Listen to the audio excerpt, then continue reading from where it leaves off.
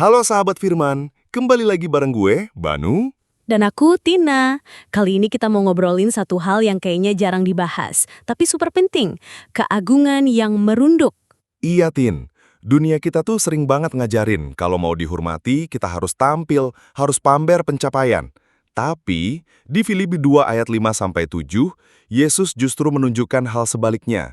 Dia nggak nempel sama statusnya sebagai Allah, malah memilih mengosongkan diri, jadi hamba, dan melayani manusia.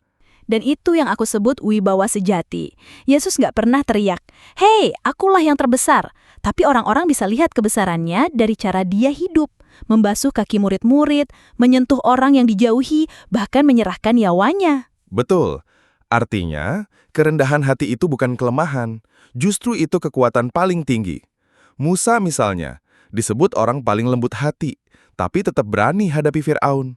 Jadi rendah hati itu punya kuasa, tapi memilih pakai kuasa itu dengan bijak. Masalahnya, banyak orang sekarang lebih sibuk branding dirinya sebagai pemimpin daripada jadi pemimpin yang benar-benar melayani. Padahal, seperti kata Yesus di Matius 23 ayat 11, yang terbesar adalah yang melayani. Nah, ini kuncinya. Keagungan gak harus diumumkan, tapi akan dirasakan. Orang akan tahu siapa kamu dari karakter, bukan dari klaim.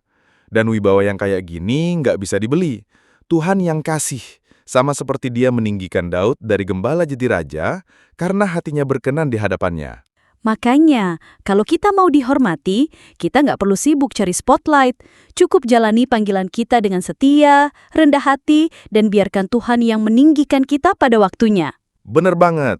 Jadi pertanyaan buat kita hari ini, apakah kita lagi sibuk cari penghormatan manusia, atau sedang bangun warisan sejati di mata Tuhan? Ingat, Lukas 14 ayat 11 bilang, "Barang siapa merendahkan diri, ia akan ditinggikan." Yuk, jadi pemimpin yang wibawanya datang dari kerendahan hati, bukan kesombongan. Karena keagungan sejati nggak perlu diumumkan, dia akan kelihatan sendiri.